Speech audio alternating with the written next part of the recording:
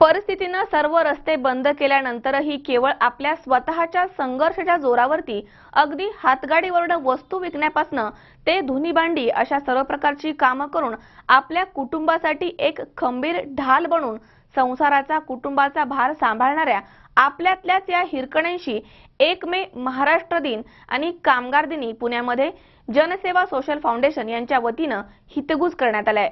यावेळी अशा महिलांचा पुरस्कार देऊन सन्मान करण्यात आलाय। दगडाचा देश म्हणून आजपर्यंत आपण कणखर महाराष्ट्राला साथ घालत होतो।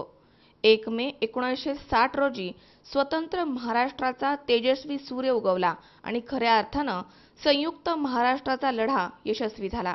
मात्र आज या यशस्वी लढ्याला 60 वर्ष पूर्ण झाली आहेत, तरीही या राज्यातील कित्येक हिरकणींच्या नशिबातला संघर्ष अजूनही संपला नाहीये।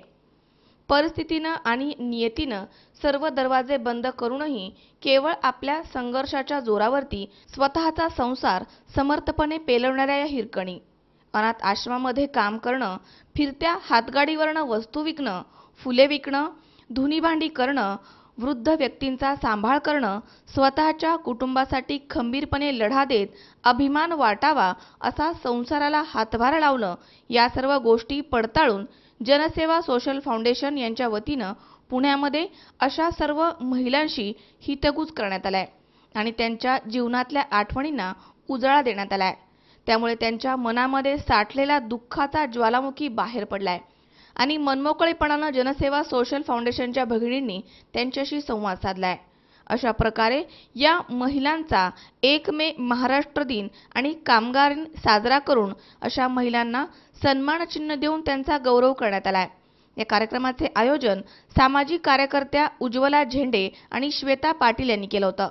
प्रमुख उपस्थिती जनसेवा फाउंडेशनचे संस्थापक अध्यक्ष मनोज वंजारी, श्री राजेंद्र कांबळे, रोहित मोहिते, दिनेश शर्मा, मधु वाघमारे, युवराज भुजबळ आदी उपस्थित होते।